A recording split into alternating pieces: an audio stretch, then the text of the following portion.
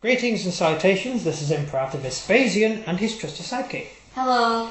Today we're going to be taking a look at the Blitzkrieg Infantry box, which is the World War II early Germans from Warlord games for bolt action.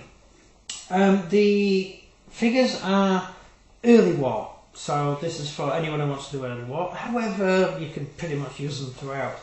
30 figures in the box. I'll just move the box out of the way and bring you the sprue. That's the sprue there.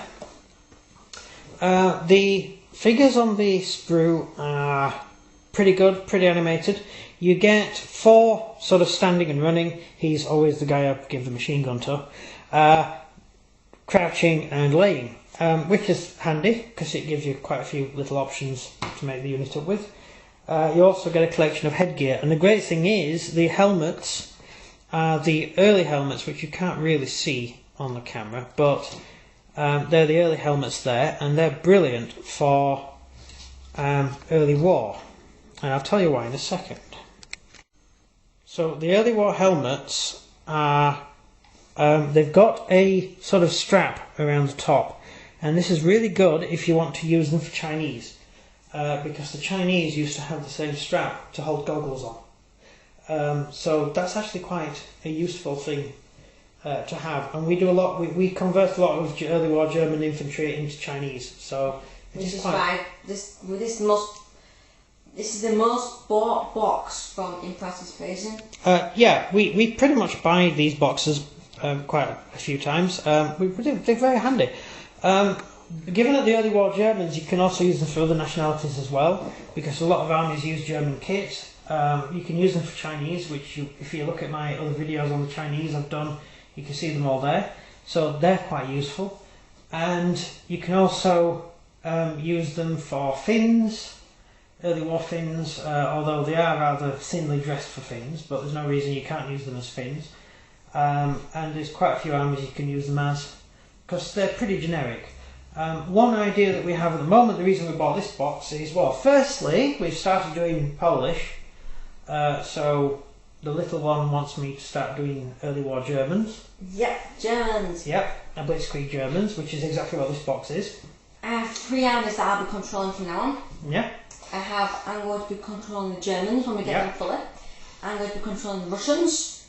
Yep. And the best army I like is the Japanese. Yeah. So all I get is the Poles. That's not very fair, is it? But you can have Russians as well. Oh, thank you very much. Right. So we have. I've lost my train of thought now. They're in summer unit. Well, they're in. They haven't got trench coats, so they're sort of summer, not winter. You can get the figures in winter coats. You can do the same for the Russians. You can get them in winter coats. So if you want to do, say, winter war or anything like that, then there's nothing stopping you from just simply augmenting these units with them. And if you want an idea, there's nothing stopping you from basing your figures on clear bases, because if you do that, you can use summer troops in winter, because the base wouldn't be timed to any particular theatre. Good idea? Yes. No, I've had that idea. It's quite a good idea. So that is basically the Blitzkrieg German Infantry. I will now run down what you get in the box. So you get all the weapons are early war. They're not late war. However, the Germans used all the early war stuff all throughout the war. So they're quite universal. You can use them for lots of things. So you get the standard MG34, and you get an MG34 that can be fired over the shoulder, which is quite handy. Then you get the MP40 just there, which is the standard German submachine gun. It was really a machine pistol, but you know. Then you get a sniper rifle and several normal rifles. So they're quite handy. All the kit is early war kit, although they can be used throughout the war. The gas mask box cylinder was used with was filled with a gas mask during this period, but after Barbarossa they tended to use it as a bread bag or to put food and spare ammo in and stuff. So it still looks the same. So yeah, it's overall it's a very handy little kit, and you can do a lot with it. For us, we're going to be turning a few of these into Chinese because we want to make another unit up of Chinese. We're also going to be doing some as Germans, and I'm going to be doing 10 of them as Polish. Now that sounds really strange, but not when I've shown you what I've done with them. You probably think I'm nuts now. I'm not. I know what I'm doing. Right, so that's that. Over to your questions. Right, that's it then. Although you do have, I mentioned this yet, you do have 30 figures. That's why I say that, because there's 5 sprues. Yep, you get 30 figures. On the that's basically the stuff you get in it. So you can pause the video to see that. Yeah, they look really nice. They're really nice sculpts. They're better sculpts than the Russians. If you get the Russians in summer uniform, some of them seem to be a little bit plasticky. If you know what I mean? Plasticky. They look at some of the contours and stuff. They're a little bit. They're not overly engineered. These have got nice sharp lines and they're easy to paint. So I quite enjoy painting these. I enjoy painting the Russians as well, but the Russians aren't so much detail. Whereas if you get, I think I know why. Why? Because to play Russians, you need to buy an overwhelming amount. Yeah, you do. It's going to cost a lot to make them all finely detailed. Yeah. So these I would say are better sculpts than the Russians. I'm not saying there's anything wrong with the Russians, but I'm saying there's something wrong with the Russians. Let's have a look. Right, so if we move that out of the way and we put up some Russians for you to take a look at. See me actually. They're the Russians. And then I have a look. I'm just going to pause the camera a second. So this is taking a closer look up at the actual figures you get in the box.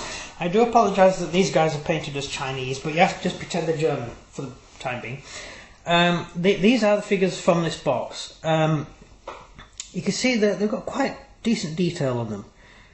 They are quite nice. Whereas if you look at the Russians, when you look at sort of the back of the Russian soldier, it does look, as I said, plasticky. It does look a little bit chunky, and it's not the best detail. Although the kit and everything's fine, I can't really fault the figures. They're nice figures. They're lovely to do, and they're very easy to put together. All of Warlord Games stuff is easy to put together. They are. I don't want to get into naming companies, but there are some companies where the arms don't quite fit and stuff, whereas these, they not only fit together well, but also you can cross them over, and that guy's got paint scratched off his nose. I'm quite annoyed at that. I'm going to have to... Because you have OCD over figures, yeah, that's I just realised that figure's been scratched. I'm going to have to repair it, and I'm annoyed now. So I'll replace him with that guy. Well, isn't that figure live on live TV? No. He's not. No. I don't believe he's damaged. I'll have to repair him now. So he's not actually on the WWII? No. Actually, is there a guy there with the glasses? Because I love the guys with glasses. There you go. They got a guy with glasses. The Germans used field goggles because if they were driving, the sand would go in their faces. So they wore glasses. They wore goggles. Great thing is, the Chinese wore the same uniform with the same goggles. So. And it looks also like they were wearing little glasses, which is a bit racial stereotyping, but they do look quite cool. But they are quite nice. They're nice little figures, and they go together well. Although he is armed with a PPSH, so again, he's a bad choice of figure. I need to find one that's actually a typical German. There you go. Oh no, is that the same guy? That's the same guy that was damaged. I'm not having any luck with this. There you go. Germans. I mean, Chinese. But that is the difference in figures, basically, that's it. So, yeah, I'll move them out of the way now because I'm probably getting annoying, and have a look at the sprues. And you can't see the sprue because it's at the wrong angle. Hang on. You know, I'm not saying this is the worst thought out video we've ever done, but I didn't plan any of this, and I've sort of showing stuff, and it's sort of plasticky. It's sort of plasticky, but you understand what I mean about the contours. When you look at the contours, the actual figures on the sprue, they are very good contours and they paint very well. Whereas the Russian figures don't tend to be as good, but it doesn't really matter because they're Russian and they are only in drab colours, and they didn't have a large amount of kit to carry around with them. So it doesn't really matter. You can sort of get away with it, but you know, it's just a thing. So that, I think, is the end of the video. That is the box set as a whole. So do we have any questions? No, we already said this because we went to end the video like 10 minutes ago. Yeah, and then you said something about the plasticky thing, and I thought it's really best trying to show you what I mean rather than just talking about it. It's plasticky. Yeah, it's plasticky. Yes, it is. There's a definite plasticky... But no, I have no questions. Yeah, but I know what I mean. Yeah, so as I said anyway, we're going to be doing a few interesting things with this particular box, so keep a lookout for that. And that's it, that's the end of the video. Over to my trusty sidekick. So if you enjoyed this video, please leave a like and subscribe, and comment down below if you're going to get some Blitzkrieg German Infantry, and if you can use them for Germans or Chinese. That's everything from me. And everything from him. Good day. Bye.